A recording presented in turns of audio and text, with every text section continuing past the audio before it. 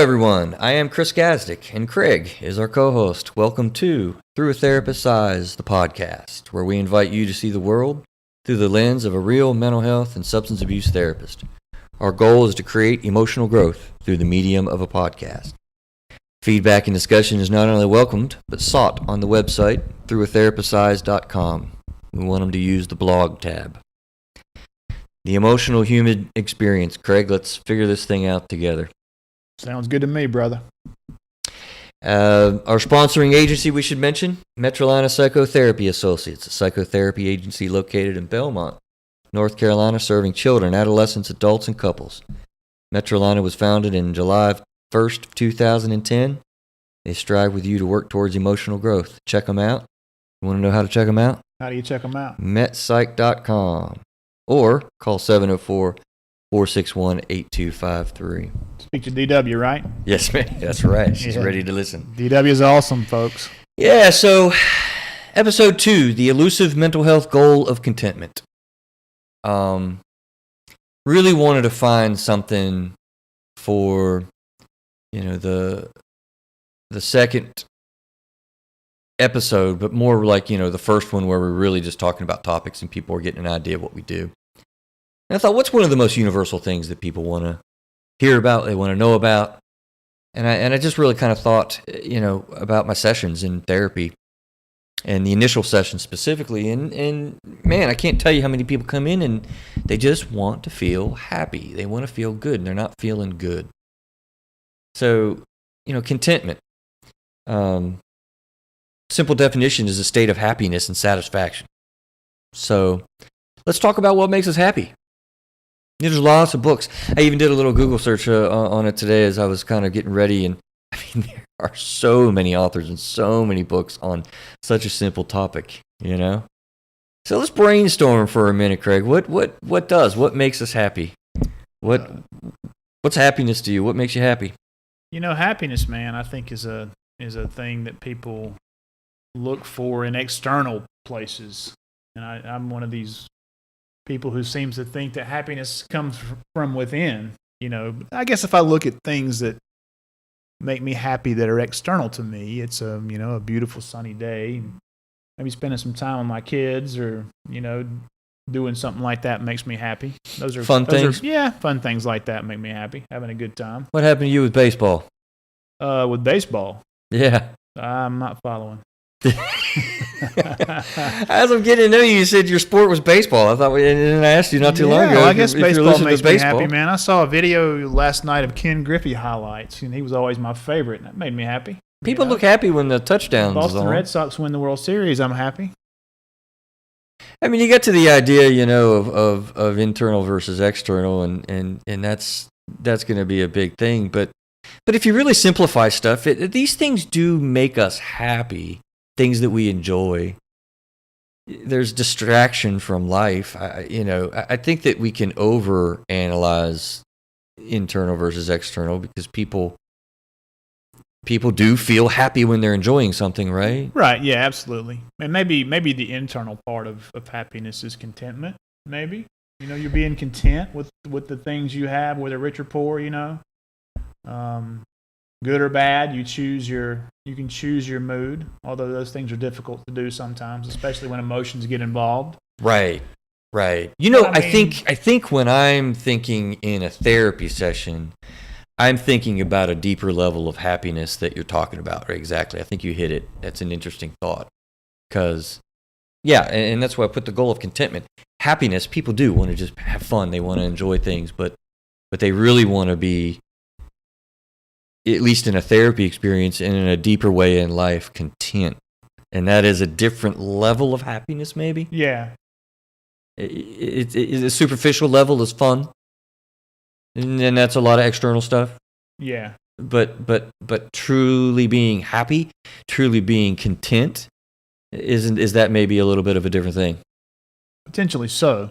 So what do you tell clients who come in and want to be happy? I mean, you just talked about getting deeper into it and finding it internally. I mean, I guess when you see a client, it's probably on a case-by-case basis, but is there a common theme about what you tell folks on on how to be happy. You know, if I walked up to you, if I came into your office and laid on the couch and said, "Hey, Chris, I just want to be happy," you know, where would you start? I mean, you know, it's a really interesting question, and I like that you asked me that question directly. Maybe we should throw a legal disclaimer in at this point and say this is not a therapy session. If you're listening, this is just a kind of us talking about contentment and Chris sharing some of the things he talks about with clients. But it's not a therapy session. If you need help, please see your doctor or your medical professional.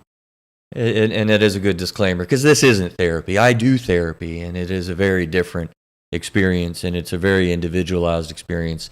Maybe we'll do some shows and talk about what is a therapy experience really like, because it is a unique and very dynamic relationship that's developed between a therapist and the person that comes through my door. It's very individualized. I apply these concepts to individual people, so I'm glad you said that disclaimer, and particularly in the beginning of our show, as we get to know our audience and our audience gets to know us, that we need to make sure that they realize that. But back to your question is really cool, because I don't answer the question when and I don't think people ask me directly, you know, how can I get happy, Chris? I mean they begin to describe the things that they're experiencing, and we really talk about that. I think maybe intrinsically people realize when they're coming to therapy, they're not going to just do something as superficial as what people can think of as happiness. Right. So we get more into, you know, the deeper levels of things that are going on, which we want to get to here now in a broad way. But I don't answer that question, and I really don't tell people in sessions how to be happy. I figure out a lot of the barriers and things that they're doing. I really look a lot at patterns that people have and how we want to change those patterns or keep those patterns or lose some of the things that we do altogether, which we absolutely do. So yeah. I cannot answer that question for an individual person, I think it's fair to say. Yeah. Okay. Fair enough. Yeah. Looking at destructive things a little bit first, you know, what we try to do a lot of times when we're unhappy, and it is do what my dear friend Julie calls negative coping mechanisms. The psychobabble we have in our language makes me giggle so much. But negative coping mechanisms, for whatever reason, when people are stressed out, why do you think they go towards all the negative things that we do? You know, we'll drink the beer, we'll go buy stuff we can't afford, we'll go do something risky. I don't know. These negative coping mechanisms, why do you think we do them? You know, I don't know. That's a great question. I know people who do the things that you're talking about doing, and I've just had a birthday not long ago and turned 47, and I'm not saying I haven't done things like that in the past myself. You know, when I've been going through things, but you know, I think as a majority, human beings look at things negatively for whatever reason. You know, I think you find your people who think positive on a default basis is a small minority of human beings. And I think it's easy for us to drown ourselves in our sorrows whenever we hit a bad spot in our life. I mean, if you look at the music industry, you know, some of the most popular country music, at least the old school country music, you know, was written by guys like George Jones and Merle Haggard and Johnny Cash, and those guys were drowning their sorrows, man. You know, so there's a whole music industry out there that makes money and feeds off of negative emotion. I mean, it's just a default thing for human beings. I think it's because people really identify with it. I don't know why we get slanted and bent towards the negative. I do too. Yeah. And you're right. I think that the industry really works, and they do that because people can really identify with it. I think there's a big thing that happens with these negative things that people do, and it's because the short-term happiness seems to increase. It seems to increase because there's even some chemical support that you get. Yeah. You know? Yeah. When you do an adrenaline rush thing, or you do a beer buzz, or you do buy something that's really cool, your brain is saying, "Oh, this is fantastic." Yeah. You know, it releases endorphins. So it's a short-term satisfaction. It is a short-term satisfaction that feels good. Long-term, it depreciates actually feeling good, though, and that's the problem. Yeah. That's the problem. So we do get to those things because, let's be honest, they work. Though. Right. That's the answer I think I'd like to put out there. Yeah. They work. But they're short term. At the end of the day, your short-term. problem's right there facing you again. And worse, of course, but for a short-term thing, if that's what we're looking for, some doing some fun things like that can be appropriate. But maybe that's a whole different topic. But that's the whole thing about instant gratification. It is. We want instant gratification. We want it now. It is. And the thing that leads me to my quote that I came up with. You almost stole my thunder, man. I'm proud of you. That's pretty good. It occurred to me when I was looking at contentment, the idea of, are you reaching for it? Are you looking external? Because as you are talking about, as we're saying, you won't find it. Contentment starts within, then others see it in you. And I think that's a cool way of thinking about it. You ever meet that person and they just seem, solid and grounded and really happy, well-adjusted. Yeah. You see it in them. Yeah. But they're not looking at you for it, but you see it in them. And I think that's because it really very much is, an internal job. Yeah. It is not an external job. Right. So, little exposure to the therapy world with something we've talked about recently, Craig. I think a couple of weeks ago we were talking, you and I, about cognitive behavioral therapy. Yes. Yeah. Fascinating stuff. I think some of your reactions were cool because, to me it's not fascinating. I don't know what I would call it. To me, it's fascinating because when you describe CBT to me, it's like Eastern almost. It's meditation and calming down your mind and breathing and living in the present. That's things I hear all the Eastern gurus talking about. And I practice some of those things myself with meditation and yoga and trying to calm my monkey mind, as it's called. So to hear those kind of things being talked about in the context of modern medicine and medical technologies is just very interesting to me. I was intrigued with your surprise of that, because in the therapy world, as we're trained, that is a staple theory model that people operate from. Yeah. And you're right to think of it as I described it to you when we were talking, that it reminded you of a lot of those, meditation and, yes.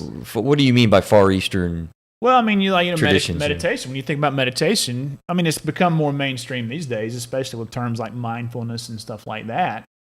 But when I think about meditation, man, the first thing that comes to my mind is a bald-headed guy in Tibet sitting there in a robe, humming noises and that kind of stuff. And so, that's just an Eastern kind of deal to me. Or, and the same thing with breathing and those kind of things. It's a big part of dealing with the way that we feel. Yeah. I wanted to raise cognitive behavioral therapy because to take some of the mystery out of what people will hear, and because you'll inevitably, a big chance that you're going to go to a therapist or have an experience like that, and they're going to say, I do CBT, cognitive behavioral therapy. So I just wanted people to understand a little bit of what it is.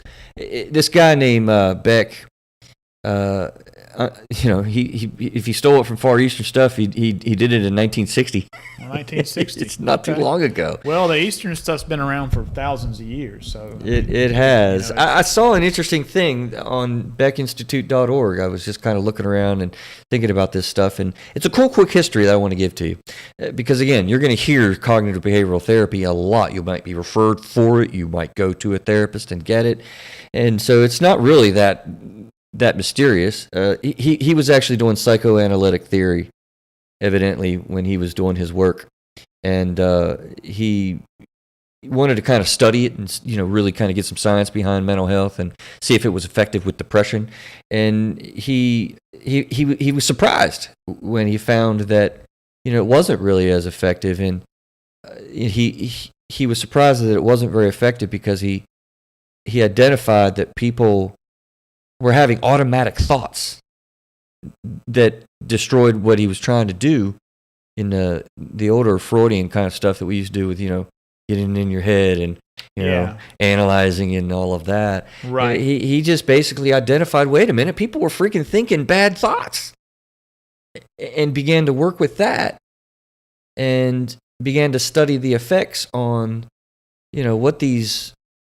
what the way we're thinking does to us. And he found a powerful reality that these automatic thoughts drove how we feel. Mm-hmm. And I add on to that, a lot of times people have biological conditions with anxiety or depression or, things like that switch the automatic thinking to a negative track. Yeah, absolutely. And a lot of people that do not have a biological condition like that, people don't understand how powerful that is. So obviously it's really simple. Think positively and you feel positive. Yeah. Norman Vincent Peale, when I was a kid, I actually read a book called The Power of Positive Thinking that was really, really cool and fundamental to my thinking as a developing young man. But people will tell somebody who's anxious, hey, just come on, man, don't worry about that. Think of the positive outcome. And they're kind of look at you like they're going to punch you. Yeah. Yeah. They're trying shoot, man. They're trying as hard as they can, and it doesn't work for them because their brain is working against them. So the whole idea, again, cognitive behavioral therapy in its purest form is trying to help you to change the way that you're thinking. Yeah, and some of those things, and you're the expert here, so correct me if I'm wrong, but, you can't just say, think positive, and you just go do it. It's one of those things that takes practice and some discipline in order to do. I think, in my mind, and this, really does. I'm not an expert in therapy or anything like that, but our subconscious minds get programmed with the things that go on, the things that come into our minds over time. And so if our default is to think negative thoughts, then that didn't happen overnight, and it's not going to get fixed overnight.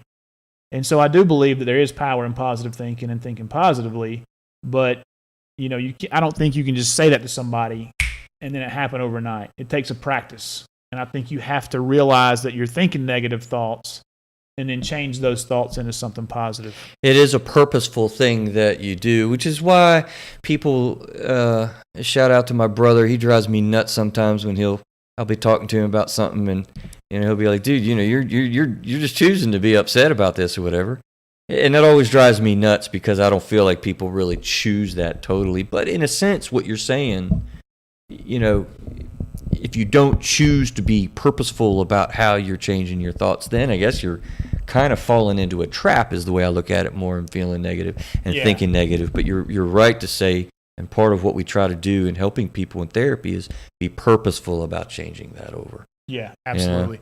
And we've talked about these conversations. So we've had some conversations around this topic too. But, when emotions get involved, it's somebody's sick or you're having trouble in your relationship or when emotions get involved, it's difficult to change negative thoughts into positive thoughts. If through my eyes as a therapist, I come from a social work background, and we have something called systems theory. And it's a cool concept, which, by the way, I pull from a lot of different stuff over the years that I've come across theory-wise and really pull it all together.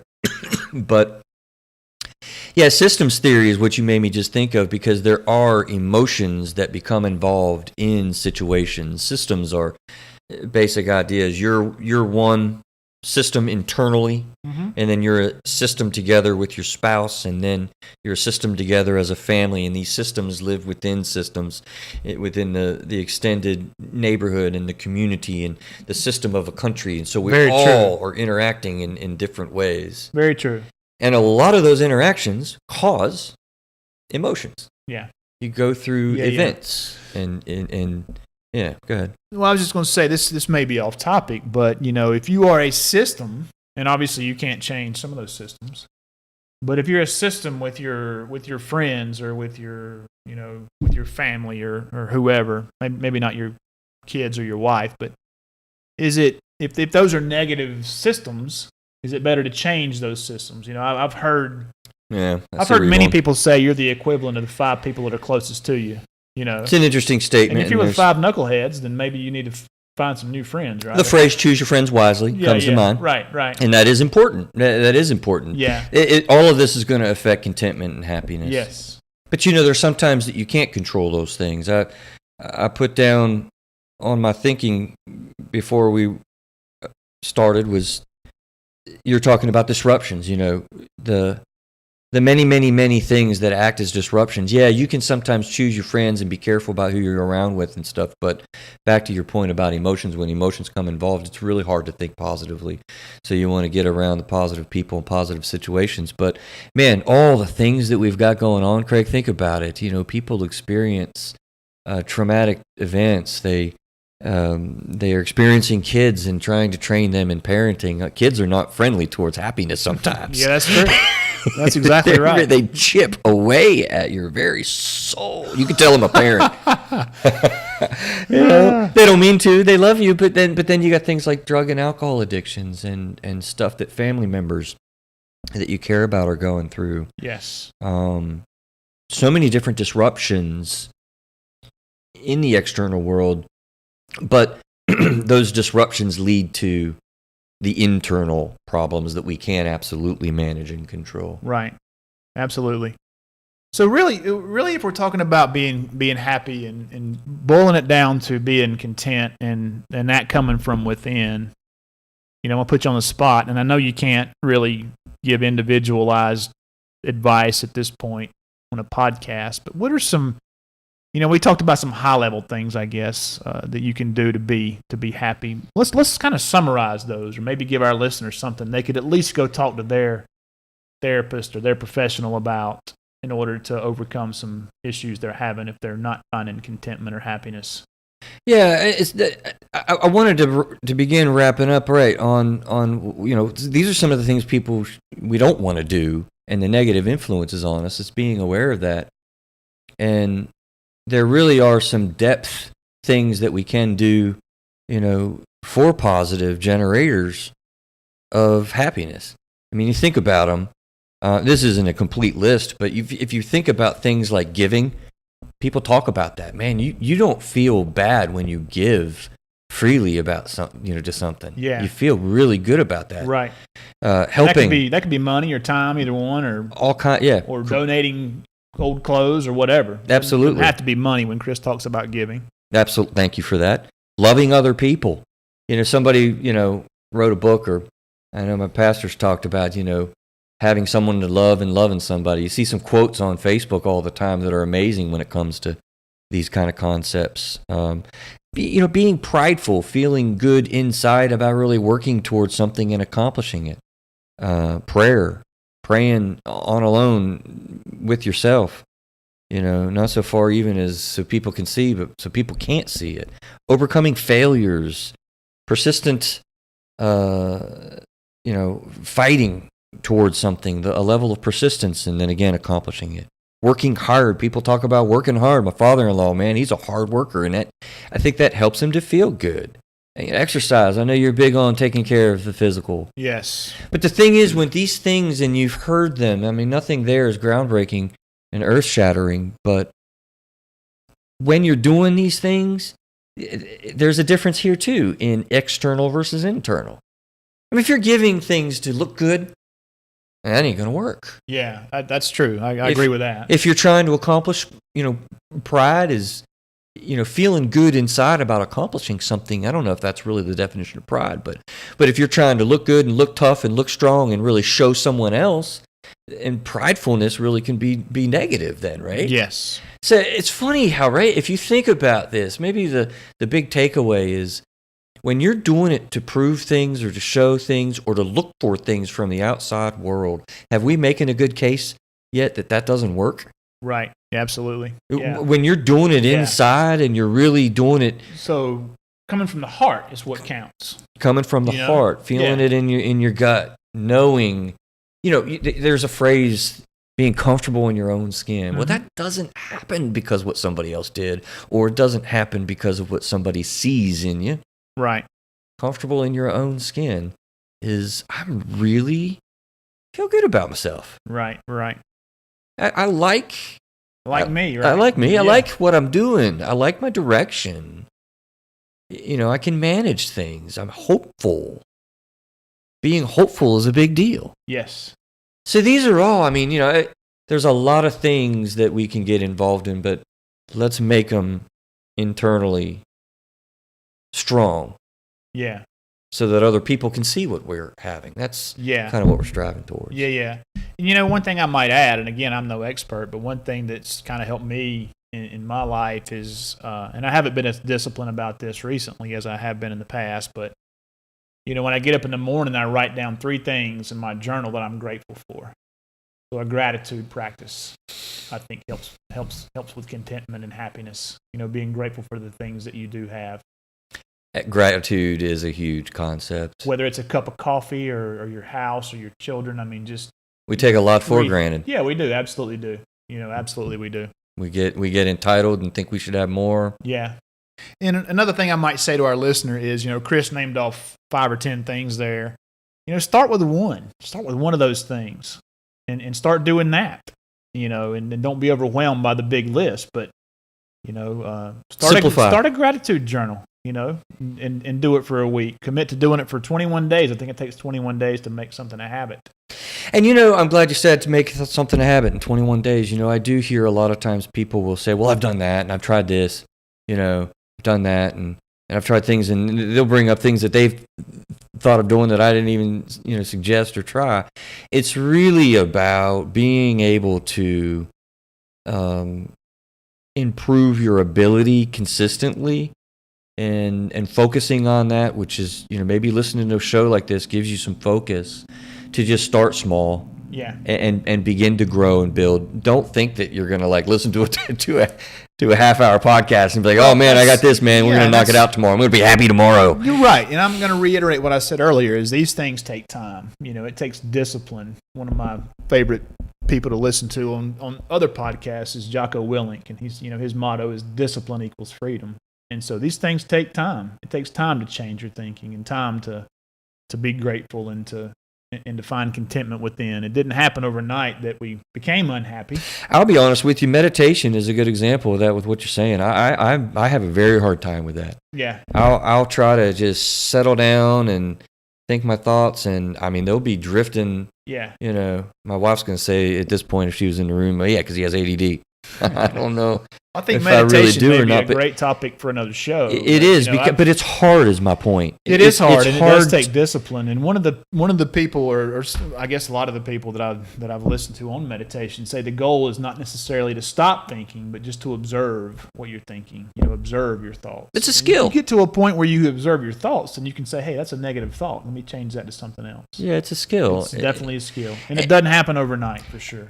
And what Beck found with cognitive behavioral therapy really is that, you're drawn towards the negative. Yeah. There's automatic thoughts Look that you have to battle. It's all negative. You have to just feed off of it. It's a battle. As a matter of fact, a lot of people talk about the battle, within.